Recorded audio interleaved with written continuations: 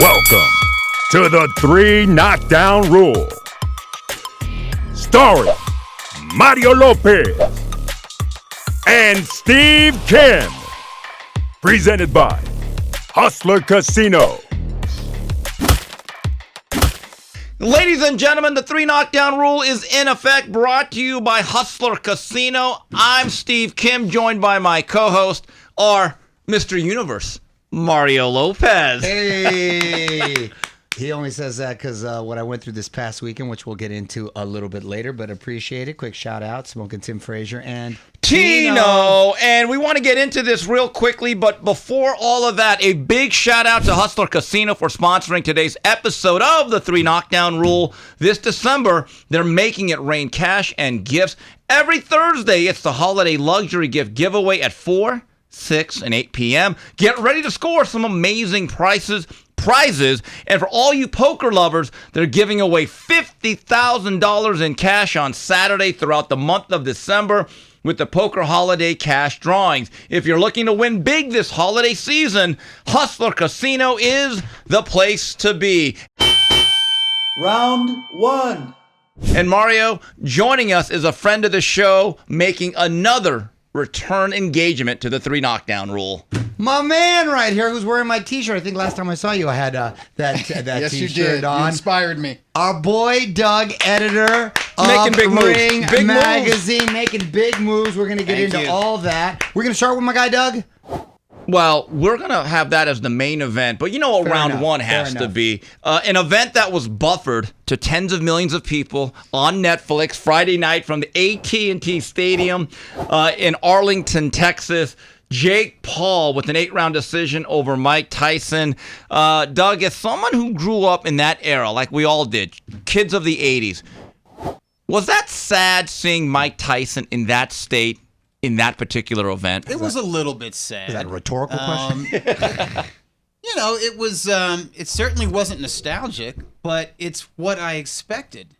I thought he looked like a 58-year-old former heavyweight champion who has had a hard life, who has not lived a Spartan lifestyle, who was actually burning out towards the end of the 1980s. Yeah. He was slowing down. I think being in jail kind of gave him a little bit of longevity as far as the 90s were concerned. But he was done. By 98, 99, I think his legs were gone when he fought Francois Botha. The reflexes weren't there. He eventually caught him, but he looked like garbage against Francois Botha. And I think that was 1998. Yeah. That was the first Tyson fight that I covered live as media, by the way. But this is a guy who certainly going into 2000s had nothing left, had no passion or enthusiasm for boxing. It's just what he did. And when Lennox Lewis dismissed him in 2002, that really should have been it. He stuck around, got beat up by a guy who couldn't carry his jockstrap like maybe 5 years earlier in Danny Williams. I called that, by the way. Yes, you did. And then finally, Kevin McBride, right. And that was 2004. 20 years, Doug. 20 That's years. a long time. So since listen, you've been in the ring there. considering how long he'd been out of the ring, I know he had the exhibition with Roy Jones Jr., but I saw that as an exhibition. There was a gentleman's agreement. They had to have that agreement. Otherwise, California would not have hosted it here. So be that as it may, 2024, Tyson being 58, I thought he looked okay. I'm glad he made it to the end of the bell. I do think that there was a gentleman's agreement with Jake Paul, as well there should be. Maybe Paul told him, hey, come at me, for that 2 minutes of the opening round, and then we'll just move around. Let's go 8 rounds. Let's get this bag. Well, they did. That's exactly what happened. And like I said, it's been 20 years since he was in a proper sanctioned fight. And even then, he looked like he was a little long in the tooth and didn't have his not reflexes. a little long in the tooth. He was deflated. He was a flat tire. The tooth was gone. Yeah. It was extracted. 20 years. And then the Jones fight, coincidentally, I was one of like the 3 people there because I hosted that was during COVID. Right. Yeah. Remember? And even then, it did look like light, fun sparring, but not by all means a highly competitive match, but it was just cool just to kind of see Mike in person. And I think that's what it was. The nostalgia. He's remained this enigmatic figure that people have come to beloved. Talk about. It's funny because Mike Tyson and like Snoop Dogg are two guys. One was charged with murder back in the day. The other one did time for assault, right? Yeah. And the way they've managed to change their life and career and now become these beloved individuals. And I love them They both. were always charismatic, though. They were always charismatic. Had that it factor, even when they were anti-heroes, even when they were villains. I agree. Even when they were screwed up and I agree. messing up. Yeah. Well, they're likable. That's the thing. And They I think are. likability goes a long, long way. And the fact that I never would have thought like Snoop would be the darling of the Olympics and Tyson at now 58 would be. But Mike's an original. He's unique. He is There's an original. nobody like him. There's nobody like him. And Nobody will give like that interview with that little girl. No, that was the best. Nobody that was the would best say thing. that stuff. Nobody would do that. Well, that's the thing. No, I'm going to be dead. He's a dead, legend. And that's going to be the end of it. I don't think about and the kid's just like, the kid rolled with it, by the way. The Props to kid was that a pro. girl. I had to repost that because I thought it was so funny. No. But that was a highlight. Him with his buck cheeks hanging out with the highlight. All the stuff. But there's always leading weird up to it. stuff with Tyson. There's He's always special. yes. And as far as the fight itself, look, I thought, okay, Paul wins. He just beat up a 60-year-old retired guy who hasn't fought in a proper boxing match in a couple decades. Yep. If he loses, he was beat up by a guy that was 60 that hasn't fought in a couple decades. So either way, I thought it was like a lose-lose. The only way they won was financially. Yes. Another thing, No, ironically, no. You know what? Beyond financially, I think they should take a bow. Mainly Tyson, because he's still a global household name. He still has that magic for anybody over the age of 30. I think Jake Paul has that magic or that influence over anybody under the age of maybe 20 or under the age of 30, definitely. So they bridge generations. They created a pop culture phenomenon. They created a global social media experience that I actually enjoyed, especially during the undercard, because there were some good fights on the undercard. Well, I know we're going to get to that in a second. I enjoyed Yeah. live tweeting about this stuff. And while I'm live tweeting, my phone is blowing up. I'm getting text messages from guys I went to school with in elementary, junior high, and high school. Guys I never hear from saying, hey, does Tyson have a shot? Are you watching this? Hey, these girls, they're pretty good. Who are they? You know what I mean? Like, I was guys getting a lot who of the don't same watch messages boxing. that same- I'm my like, and brother is I mean, texting me. well, here's my a- neighbors are asking me about it. It's Yeah, like, well, they here- created that. Take a bow. Look, I agree with that part. However, you said, was it sad? And yeah, you know what? I was there just praying he didn't get hurt. I saw my Same. knees.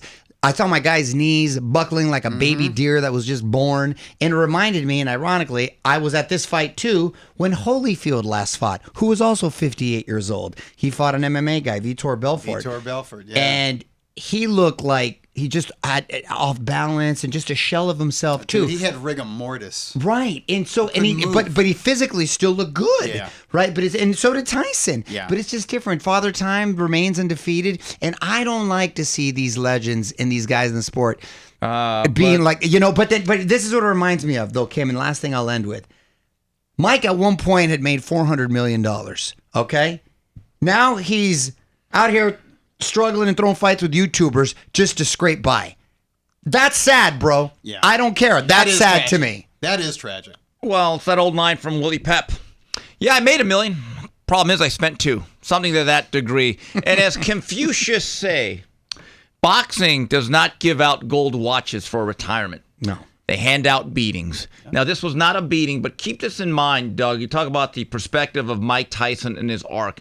The last time he was truly considered the prime Iron Michael Gerard Tyson as the baddest man on the planet was the summer of 1989 when he knocked out Carl the Truth Williams on a 93 summer seconds. night. 93 seconds. In his next fight with James Buster Douglas, February 10th, 1990. And from that point on, we've kind of lived off the mystique of Mike Tyson. Right, yeah. And I'll give this event credit. It was an unbelievable spectacle. There's not a lot of fights where you can get 70,000 people on a Friday night to show up. They did an incredible gate. It was the biggest story in all the world for about 2.5, 3 hours. The second biggest story was the Netflix stream, which was an epic failure. That was the real fight. That was the real fight to actually get and Crack Streams and Mess Stream. They did unbelievable business on that particular night.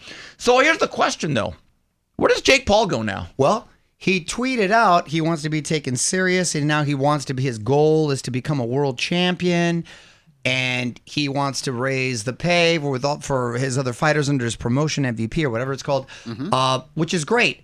Then you got guys like Better Behave calling him out, which I absolutely love. Obviously, he's obviously not, and who weirdly enough is about 40. Yeah. So Jay, he likes guys that are a lot older anyway. I'd love to see him take something out. Then I saw everyone from Edward Belanga to all these guys. I saw a meme with Jimmy Carter. I posted that. Man just voted, by the way. He just voted. Great. Biden, Carter. I saw all the old timers out there.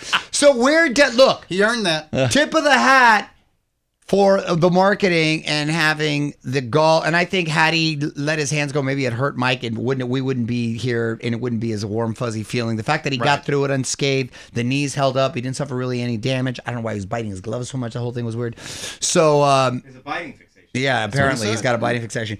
So I really don't look. Now the heat is on if he wants to. I don't know if he, outside of Mike, because he is a phenomenon. Yeah. Where else can he do numbers like that? I have a name that I've heard. Okay. And it actually makes sense from a marketing standpoint. And there is some credibility because of his past and his lineage. Julio Cesar Chavez, not senior, but junior. Yeah. Junior. Yeah. They can sell that. I guess they could sell that. And that's a winnable fight for Jake, too. God, I can't believe it. Yeah. At this stage, yes, it is. Well, he's not be fighting. Junior's not be fighting him at 230. He came in at 230, dude. That dude was huge. Yeah. That's not going to happen, Kim. I will say this about Jake Paul. He has created a business for himself and other fighters. And let this be a lesson. And I get it. A lot of his popularity is due to a social media presence that he crafted over years, right? But he's also much more active than most of the fighters today. Think about this. I know he is. Yeah. At age 28 and 29, Doug, I think this is terrible. Tank Davis, one of the biggest American stars, 2 years in a row, one fight in a calendar year. Yeah. The regular boxers, they can be jealous all they want of Jake Paul. They're not putting in the effort or the work he is, though. I think that is a reality. That is a reality. We've talked about that. Nor are a lot of them not making the revenue or generating the revenue that he is as well. So the whole thing's, look, I love that this event took place in a boxing ring, and it was a fight that drew all these numbers, and it was a great platform for Serrano and Taylor. And I love that boxing's always at the forefront of these sort of historic type of events. But at the same time, it was a circus. It was an exhibition. I can't believe it was actually sanctioned, and you can bet on it. Shouldn't have been. I would have put. Didn't need to be. I would have put every dime I had on Jake winning because it seemed inevitable, and he was an underdog. That seemed like the easiest money to make right there. It was the whole thing. I'm just kind of blown away. But I didn't look. I'm glad he got out of it. Did I enjoy it? No. But am I happy for Mike that he made some money and left healthy? Yes. Yeah, but Mario, when they asked him in the post-fight interview, hey, do you think, though, this is the end, right? And he goes, I don't know. I'm like, why? No, you can't. What was he going to fight? George Foreman? Called out Logan. Yeah, that was, and then Logan had an embarrassing response too. Yeah, so let this be the end. And on this undercard, couple of notable fights took place. Guys, look, I think there's an argument that Amanda Serrano may have won this fight. I don't get the outrage. I thought it was a hell of a fight. I didn't score it, but I didn't think it was a robbery.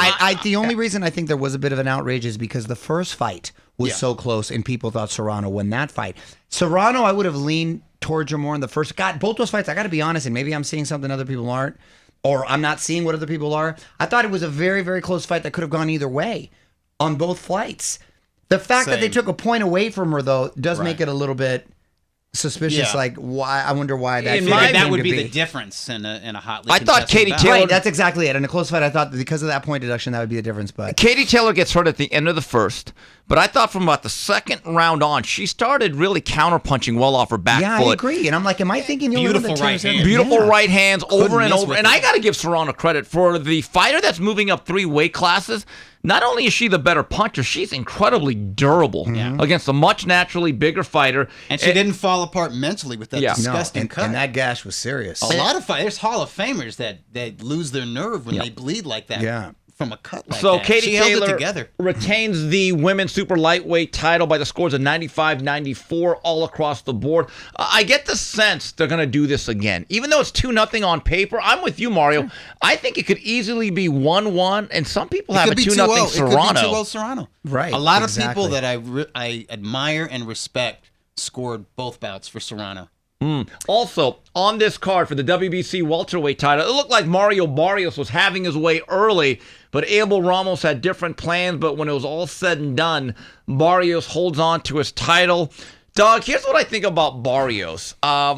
If this is the level of champions at 147, I know there's Obakar out there punching his fists in the air thinking, why the hell was I born when I was? Yeah. But is it worth Jaron Boots Ennis to even try to unify if this is the level? Because there's not a lot of money out there right now for him at 47. I mean, I'd love to see. I like to see unifications.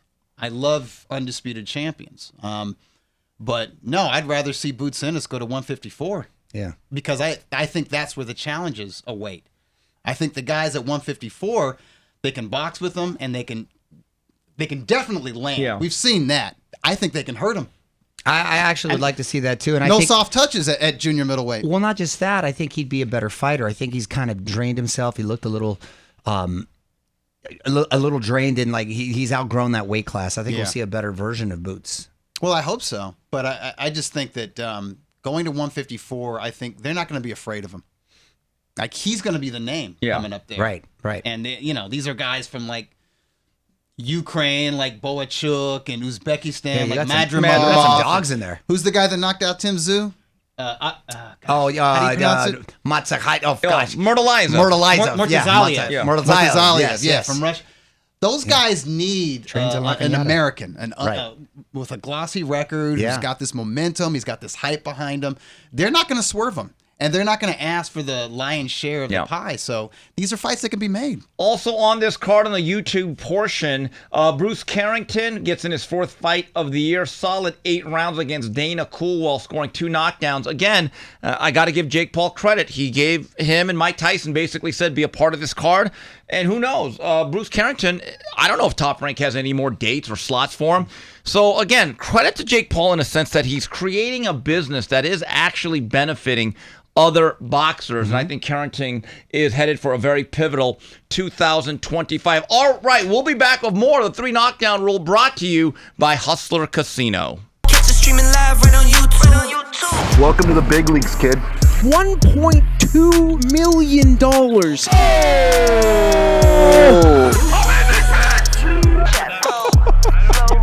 And I'm losing in this fucking game. What the fuck? There's a 400K flip. If I win by the way, you get 10 grand. For my fans. What? I read it twice. Wow. All in a call. I'm not fucking leaving. Raise it up.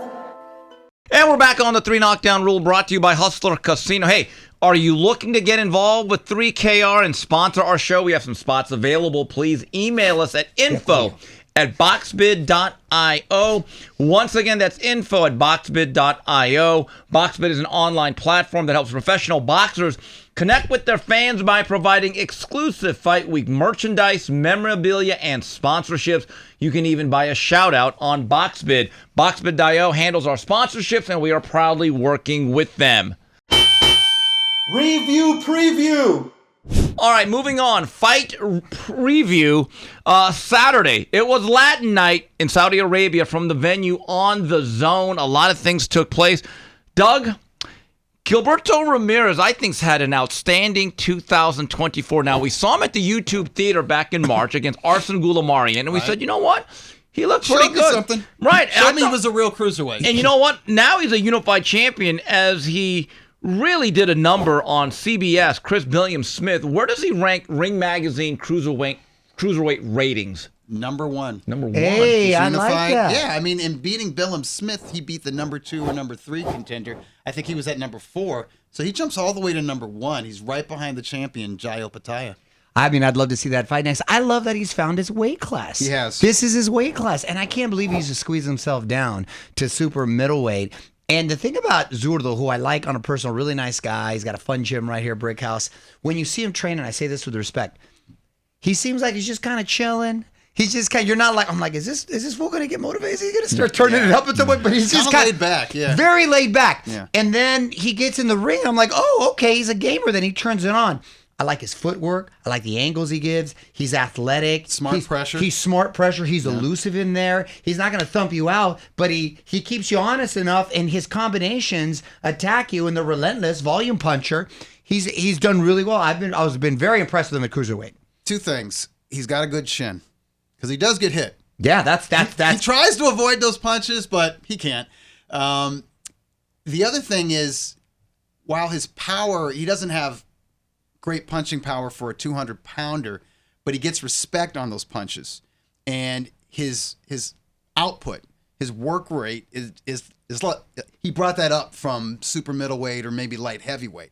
So he still has that work rate and an engine of like a lighter weight fighter, and I think that it's very hard for natural 200-pounders to keep up with him over 12 rounds. It's like trying to fight off a swarm of bees or a hornet's nest. Because if you look at William Smith after that fight, he got hit all over the place. Busted up. He was busted up. I was impressive. At 168, you're still facing real athletes. And he's been in there with B-ball. So the speed of the game, these guys must look slow. With all due respect to any other cruiserweight. Well, he looks kind of slow. Yeah. That's what I'm saying. And you look That's at his body, he doesn't look athletic anymore. But he's still got the footwork. He's got the footwork, balance. he's crafty, and the angles. he's smart. Yeah. He's got a pretty high boxing IQ. And the durability has translated. Now, I don't know what he does against like an athletic specimen like Jaio Pataya, who is But explosive. that's one guy, though. That's just one guy. Because I don't see the cruiserweight being as deep as when Usyk won the tournament. Oh, not at all. When you had guys like the big heavy-handed guy. Garcia. Garcia, that guy can crack. I mean, that was a guy that, trust me, Ramirez would be on his horse at that point. And you had the long-armed Cuban who could also crack Dorticos. Dorticos, right. But Ramirez The is... guy from Latvia, too. Don't forget him. Yes, He just retired. Maris Breida. So brute. when you look at Ramirez, he's now a unified champion and a guy that's going to start making real money. And I get the sense that, look, he's one of these guys. He's not necessarily a popular fighter, even though he's Mexican with a 46-1 record. As long as they're Turkey all chic and he's willing to make fights, I think the Opataya fight is one that could certainly be coming down the line. And it's something I think I'd never say about him. He's actually entertaining. I actually like watching this version. That was a good fight. You know what wasn't a good fight and a really good card? It looked like a sparring session. Arnold Barboza with the workmanlike 10-round decision over Jose Ramirez. And Mario Ramirez looked like a guy who had one step out the door. I'll be honest with you. Yeah, we talked about it before. He's gotten a lot out of his talent. He's been great for Fresno, and I like how he gives back to his community. But I think he's a guy, not only one foot out the door, is already thinking about what he's going to be doing next. And he's had a nice little career. I'm happy to see. Very productive. Very productive, and it sounds like he's a bright guy. I'm hoping he is invested well, and he's a young man ready to get into his next endeavor, whatever it may be. In Barboza, it's like there was a lot of respect given, and I wanted to see a little bit more, but I wasn't necessarily blown away, but he obviously deserved that victory. And I don't know how much of a stock-raising performance that was. Look, you know what they say about winning? It beats losing, especially if you're Barboza. And look, Ramirez 31-0. Ramirez reminds me a little bit of the baby bull Juan Diaz. High pressure, high energetic style. And once you slip a little bit, or your mind is not, you're not an animal anymore. You become civilized. You see what happens. It's like certain fighters have a slow descent. Other guys that are relying on a lot of pressure, their descent is pretty rapid. It's steep, and that's what it seems like. Ramirez couldn't shift gears. Yeah, he was stuck in a certain gear, and he seemed content with that, though. He did. Like he didn't want to. The fire in the belly is not there. Right, and he's given indications the last 3 years when he's saying, "Well, I don't want this fight because I'm getting married, or I'm busy, or that's not enough money." That's an indication of a guy that's ready to move on to the next stage. He's civilized of his life. You know who's not civilized yet? Tevin Farmer. Now, we all thought Tevin Farmer's Mr. Tune-Up Tevin. Oh, no, be wary. Are we sure William Zepeda did enough to eke out that victory, Doug? Ooh, that was. It could have gone either way. It could have gone either way. Farmer, he scored the knockdown. Round 4. And that was some James Toney slip. Beautiful. Wait, that was really pretty. And it was a hard knockdown. Tevin Farmer looked like in really extra good shape. His shoulders were nice and round. My guy came prepared. He's very compact, and ready to fight. He can fight on the inside. He can stick and move. He was fighting on the inside. He's a really good counter puncher. He's a pro's pro. He's a Philly fighter. And I think he told us who he was against Raymond Muratalo. Yeah. Right. I mean, he arguably won that fight. Morataya is a legitimate ring-rated lightweight contender. So I'm not surprised that he gave William Zepeda a tough fight. I am surprised that Zepeda went life and death with him. And I am concerned that Zepeda touched canvas. And I am a little bit worried. You were talking about pressure fighters. Well, Zepeda's not just a pressure fighter. He's a volume puncher.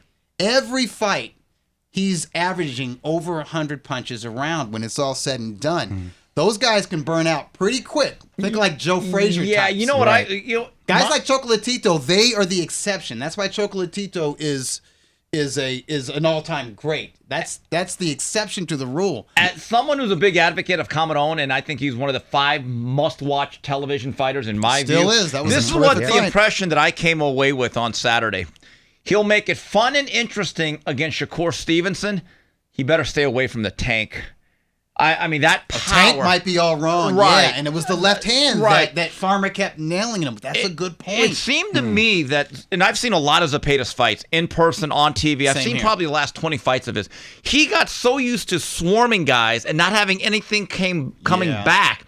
He acted like a guy who was surprised that the other guy shot something back. Right. And that's the one thing about Stevenson. He's a reflexive, twitchy athlete that's very good in the pocket. Now, Farmer actually planted his feet. Exactly. I'm not so sure Shakur's going to do that. See, not all Southpaw brothers are created equal. No, it's see, not I actually necessarily the same style. Kind of think a little differently in that. Look, Farmer is he might not be as heavy-handed, but very accurate, very precise, much like Shakur.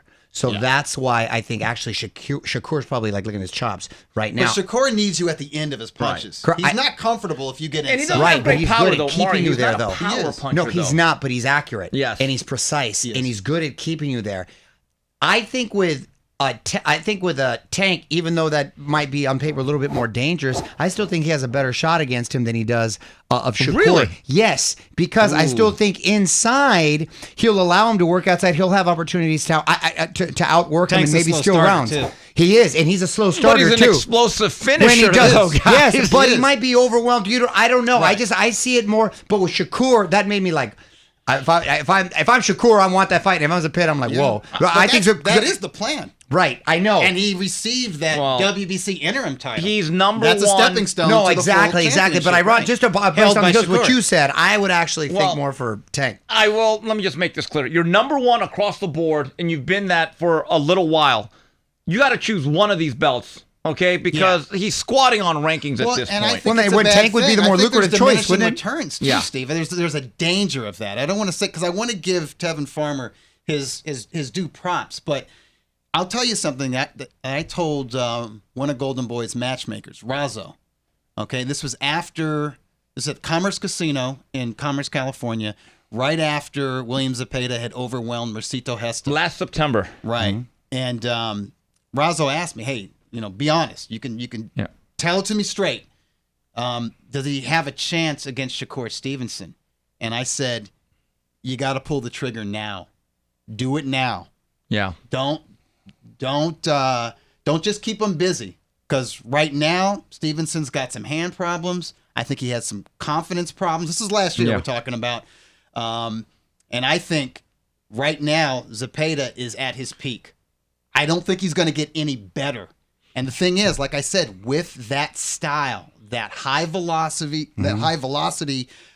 frenetic style, high volume, you can burn out. And then after a certain point, with each fight, no matter who you're in with, there's diminishing returns because it's not necessarily the fights that are taking it out of you. It's the way you train. Yeah, Juan Diaz. And he's got a young trainer that's like loud, like a sergeant, like a drill sergeant, like, come on, get out there. And he's pushing them and, at altitude in Mexico City in the mountains and all. Sometimes it's just the way these guys prepare that eventually burns them out. And I worry about that with Zepeda. So I hope Golden Boy doesn't just we're going to play the field and maybe we go after that WBO belt or what. Just, hey, pick one and go for it. And I'm getting the sense that Baranchik is going to be paired with Keyshawn Davis because, Top Rank's pretty close with the Puerto Rican organization. Right. So we'll see. Doug, Oscar Collazo, I thought, once again, very impressive. And he's now a unified champion at strawweight. Props is he to number him. one in your Rico. rankings? Oh, absolutely. He's our champion now. Yeah. He's not just a unified champion. He's the Ring Magazine champion because Collazo was rated number 1, the guy from Thailand who was the longest reigning Yeah. champion in boxing until Collazo took him out. He was rated number 2. Number 1 versus number 2. If the belt is vacant, you win that belt. That was just a thoroughly professional job of dismantling a very tough Thai fighter. Collazo has come a long way in a short amount of time. Yes, and all due respect to Amanda Serrano, I think that Collazo is the best male boxer we currently have sure. from the island. I just want to props to him, props to his team, props to Miguel Cotto, props to Golden Boy, because they have developed him, and they've done a great job. And I want to make one point. I think Batir Akhmadev is the hardest luck of all the hard luck fighters in the world. Him and Oscar Duarte battled over 10 rounds. Maybe I'm biased because I love Joel Diaz. I thought Akhmadev may have won. So did I. Oh, so we're not alone there. Yeah, no, you know what you're looking at, man. Yeah, well, sometimes. I like Duarte. I like Duarte too. Yeah. I mean, it was a good fight. But that was a hell of a fight. Yeah. So let's get to what I think a lot of people want to talk to you about. Doug, Ring Magazine, a lot of stuff going on. Ring Magazine. A lot of We're stuff. still here. We're still here. So when I was It's at the still around. UFC Noche At the Sphere. at the Sphere, That's right. You saw me. we were Yeah. right in the suites right next to each That other. was His you're like, Excellency's what? suite. I know. You're I like, said, what I was he said, doing I said, here? oh. I was trying to keep a low profile, by the way. And then I saw Doug, and who else was No, fighting that night? I've been busy. I've been since then Making deals, man. Yeah, Making deals. lots of meetings. Clandestine. His Clandestine Doug Excellency Fischer. style, which is like through the night, all day, all night. And So what's the I latest? can tell you that. Well, I can tell you. Well, he was in the process of due diligence of purchasing the ring. He's done that, but I can tell you with hours of meetings with him, this guy wants everything that we want from the Ring Magazine. He's a true Everything fan now. you asked me about it, like, are we going to get more of those special issues? Are we going to get more merch? Are we going to get more of this, more of that? Yes, more. He wants all of that stuff, and he wants it like at the highest level, the highest quality. So, whereas, and I'm going to props to Oscar De La Hoya because he helped keep this magazine alive through thick and thin. Ever since he bought it, had he not purchased it in 2007, it probably would have went out of business before 2010, right? So kudos to the Golden Boy, Oscar De La Hoya.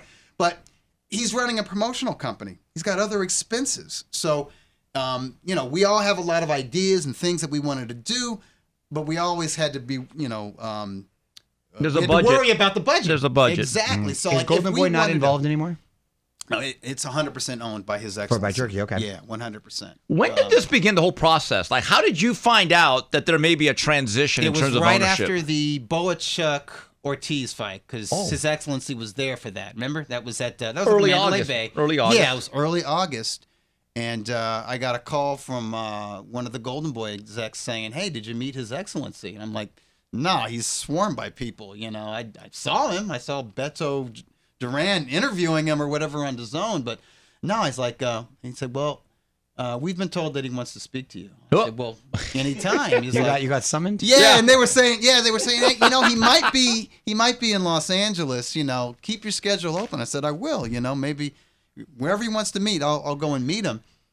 And then I got a call that Tuesday. I was back in LA, and it was from this Golden Boy exec, and he's like, "Hey, what are you doing?" And I'm like, I'm available. You need me to come into the office or whatever? And he said, "No, but His Excellency, he'd like to meet with you." I said, "Oh, he's at the office." "No, he's in Vegas." I'm like, "Okay. So when does he want to see me?" He's like, "His people will be in touch with you. They're going to fly you in." And literally like an hour later, I'm on a plane. Was it like and a I'm at the Wynn. I'm staying at the Wynn, and I'm meeting with them. Is it like a over, golden 3 airplane, days. a golden private jet, or something like It was a just regular Southwest? Oh, airplane. It was all Southwest. good, Okay. yeah. But they had a driver and everything, and took me there. And as soon as I got to the Wynn, I had enough time to get to my room and kind of unpack. And then they're like, "His Excellency is waiting." I'm like, "Oh, okay." What's it like meeting with them? Is there an aura, or there's like 15 armed kind of. guards? He's a No, but really- here's he's a the really thing. nice guy. He's a chill dude. Yeah. He's a real chill guy. He's Well he's a manicured. real he's a real Great yeah, dude. Yeah, Right? no, Great the dude. beard Well is- manicured all the time. But no, he's Well groomed, very, I should say. He's very down to earth. He's very direct. Doesn't mince words. Doesn't sugarcoat anything. So he had a lot of criticisms for the ring. And before I could defend myself, he's like, I know. You don't have full staff. There are money issues. I understand all this. This is what I want. I want this many magazines in a year. I want this many special magazines. I want this quality paper. I want this. And I'm like, this all sounds good. Like, I want posters with every magazine. I want boxer trading cards, every magazine. I want a comic book with every. I'm like, I'm loving all this, man. I'm right there with you, you know? Like, you know, and then after a while, you're just talking boxing. And then you understand, like, oh, this dude's like a hardcore fan. That's awesome. You know and what I then mean? at some point, did he go, now you may leave? Yeah, exactly. And then it's time to go. Off with you. Now There's you may a dude. leave. Yeah, there's a dude who's like, There's a dude this that's way. like, Yeah, come on, man. I'm like, all right. You know. Yeah, the fact that his favorite fighters are not the usual De La Hoya or Mayweather or Ray Leonard, but it's Roberto Duran and Larry Holmes. I said, oh, this guy's actually kind of a serious fan. Yeah. Because most people will always go with the usual five, Muhammad Ali or something to that nature. So we talked about this last week, Mario and I. You guys are bringing back the print edition. How many times a year is that going to happen? At least every month. Oh, monthly. Nice. There will be a print edition before the end of this year. Hey, there we go. Now, will there be an emphasis on? You're on the comp list. Thank you. Yes, you're on the comp list. Thank you very much. I'll just bring him in here. Yeah. By the way, I miss doing that. 2 years without, going somewhere. I used to have a bunch of them in my backpack. I love that. Everywhere I would go. Ring magazine. I love having something. Everybody. I love having something in my hands. Yes. I love being able to kind of, Speaking of tangible. which, because you always bring up the anime cover of Naoya Inoue. $350 on eBay. Yes. Look at that. Yeah, like starting. Yeah. And I'm proud of that, by the way. I'm proud when I look up Mike Tyson Ring Magazine on eBay. The Mike Tyson special that we put out in September 2020, it goes for more money than Mike Tyson's first appearance on a Ring Magazine from 1986. Ooh, really? Oh, yeah. Jeez. I'm proud when I look at like our Manny Pacquiao special, and it's worth more than Manny Pacquiao's first appearance solo on a Ring Magazine cover in 2007. That's cool. You know what I mean? But since you always bring that up, I just wanted to. I looked hold on. into my personal stash. Oh, look at that. Well, look what he's bringing. Oh, hey, that's You already got one. You already got one, but man. I want to. That's original. Yeah. Hey, look at that. That's awesome. Badass. So, guys, here Thank it you, is. Doug. Tino, if you don't have one, I'll bring one to So you. here man. it is. The anime cover's You badass. did right? No, I don't have No, are you kidding me? Yeah, I don't I have didn't bring you those. So I Doug. thought you with his first appearance. Yeah. That one. I thought I gave you. So, Okay. Doug, in terms I got you. of covers, is there going to be an effort to try to make every magazine almost collectible? Abso-freaking-lute. Oh, that's going to be awesome. So, like, notable artists, okay? Or notable photographer. Or graphics and design. And it's going to be an exactly. art form. It's not just going to be the regular boxing pose yeah. with the hood cover. Oh, you mean? Now, let me tell you something. Like this, the quality of the paper that this is going to be printed on, okay? And the packaging that he's going to have, polybagged with every issue. These magazines weigh more than a pound. Yeah. Oh, wow. This is I'm not exaggerating. This is like Harper's Bazaar. Oh, yeah. I forgot to those mention. magazines that are like. No. I forgot to mention more pages too. We were at 80 pages. It's going to be a lot more pages. So what are you charging about? $35 a magazine? No. I'm not gonna. These are things that His Excellency is going to announce soon. Off the record. Off the record right now. Yeah. No, everything's going to be affordable. Oh, that's awesome, man. Congrats on that. That's we could great. charge a lot, That's but great. we're not going to. Doug, being someone that grew up, and I have a lot of Ring magazines. I know you do. I love got a KO magazine. I got a lot of KO. Did you feel like Boxing Illustrated, part Boxing of the Scene. soul of Ring magazine without having a physical edition was lost last 2 years? It's its identity. Yeah. It's an integral part of the brand. It's just as important as making T-shirts like this, or having a bomb website, or having a bomb app, which we will have. It's like I said, that's the soul, that's the backbone, that's the heartbeat of this institution. The Bible of boxing. It's over 100 years old. It's a freaking Mario and I institution. actually said last week, you can't go up to a fighter and say, hey, can you sign our tablet? I loved hearing that. Because you made the digital cover. I sent that to everybody. Yeah. I did. That's the best. The I had Bible of Tino- boxing. I they had still Tino call it. make I an love it. edit, and I shared that with his ex. No, I'm serious. I did. I shared that with everybody. I'm like, hey, these guys get it. Yeah. Is there also plans in terms of expanding the Ring brand in terms of like shoulder programming, stuff of that nature, to really almost make it like Absolutely. a network No, you have to evolve it? Yeah. You have to. Yeah. No, we have to. We got to beef up our social media platforms. We got to build up the YouTube channel. All of that. Yeah. Everything that that makes up a modern brand, we got to go hard there as well. You know, we're not stuck in the past. We just have that nostalgia. We have that respect for print publications and what Ring Magazine originally was and should continue to be. So your last 3.5, 4 months, every day you woke up, what was more the focus, doing the actual magazine or dealing with Turkey? Or both? Both. Yeah. Both, yeah. Both. But at some point, like in October, it was like, okay, we got a magazine. Yeah. We got a magazine to produce here. And we're going to have one by the end of the year. We got to get, we got to contact these writers. We got to contact these artists. There's a lot of art, like a beautiful original art in these magazines. So, and it's making contact with these artists. And the level of these artists, it's like, you got to go through agencies and stuff. I'm like, ooh, this is Yeah. All right, so there's a learning curve. There's going to be a learning curve with His Excellency because most people don't know print publishing. Yeah. And there's going to be a learning curve with me. As far as delivering what he wants. And to make this clear, there's still going to be a digital version of Ring, right? By the way, that's under construction right now. If you go to it right now, there is no website. It'll be back soon. It'll be back soon. Hang out. Don't go away. We'll be right Well, back. you said we might have like an end of a year thing, right? Yes. Okay, great. Oh, there's going to be big plans. There we go. Big plans. So announcements will be coming. Doug can't say much more than that. Final flurries. Let's move on Congrats. to final flurries. Mario, what was Mexico like past weekend? Mexico City is pretty incredible. I don't know if you've been there as of late. Well, at one point it was the most populated city in the world, but now I think a couple cities in China and India have taken over, so I think it's like number 5 or 6. It's a megalopolis. You can put New York City inside of Mexico City. Easy. I will never complain about traffic here in LA again. Mexico City traffic makes LA look like a ghost town. It takes forever to get anywhere, but the restaurants, the nightlife, it's fun, man. Yeah. It's a good, it's a really good time. And the pageant itself was awesome. I mean, you got the most incredible, beautiful women all over the world, right? And it was such a diverse top 5 too. We had Nigeria,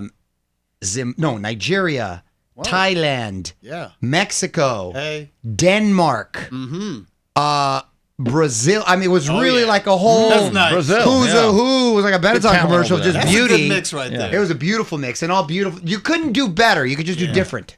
Sure, yeah. They were just all great. And then you feel so on culture. They all speak like 3-4 languages. You know what I mean? It's wild. And then, so there was 120. That means there was 119 losers, essentially, right? So the after party was fun. Because for 3 weeks, these girls didn't want to eat, didn't want to drink. They were getting lit. They were tired out. So it was, dude, I haven't stayed up late like that or up until the morning for like a long time. Just enjoying, the festivities and all. And just kind of hanging out. But that was a really good time. Came home to catch the third quarter end of the Chargers Bengals game, which I called Kim. I say, hey, dude, what's happening? Chargers looking great. Herbert, they got this. It's in the bag. It's in the bag. 27-6. Then I turn on the TV. It's tied. I go, what happened? Kim jinxed my team. No, but Harbaugh had this. They're good. They're looking good, right? The Chargers. 7-3, looking good. Yes, and while I was there, I did manage to catch the fights. I saw Netflix fights that we discussed. Caught up on the Latin night in Riyadh a little later, but I did see the UFC fights, which I know you did as well. Your thoughts? John Jones, what a fine American patriot. What a fine American You like his little Trump dance at the end, yes. That was all over UFC and all over NFL Sunday. By the way, here's the thing about Jones. Yes, he's got a history with some controversy and stuff. You can't deny that the guy's been sort of like LeBron with his longevity. He's been on top of the game for so long now. And he did fight Stipe, who hadn't fought in a couple years. Or was it a few years? And it showed. Those hands didn't let go. And he says, and Dana said to his credit, because that's the one good thing about UFC, and Turkey, I think, is taking a page out of that, where he's having the top contenders fight right away and making these fights. We get Pacquiao Mayweather every week, pretty much on the UFC.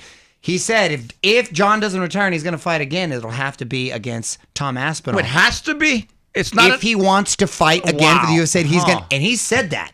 He said that. Huh. So because Aspinall is the that dude's a beast, and that would be a hell of a fight. And that What does John Jones want to do? he does not want that fight. You can He's tell. very- You can tell. Well, he said it Yeah. straight. He goes, "I don't want to have these these up and comer. Although he's not an up and comer, he's already champion, interim champion. These dangerous fights. I'd rather go for more sort of legacy fights." Like, well, what does that mean? Yeah, He's like- what are the legacy fights? well, he for fought John like Jones? Stipe Miocic, who's known as one of the best heavyweights. But again, I think it's been more like 3 or 4 years he hasn't fought. Oh, wow. And he's already 42, and he's a little older. So you've got this younger, more So that dangerous was a champion. name that was low risk for Very a John Jones. Yeah, I Correct. mean, And it who's showed. next? Tank Abbott then? Well, that's what I'm saying. just He's got to like- fight Aspinall, or else then he starts hurting his legacy at that point, right there. I mean, Yeah. but I will say this: the overall skill that John Jones has, the versatility, because he ended that with the back kick, And right he was to a the rib. wrestler. Right. So the thing about John Jones, his base, much like DC, much like a lot of these guys, Khabib, they were wrestlers. But it seems like the guys who have the wrestling background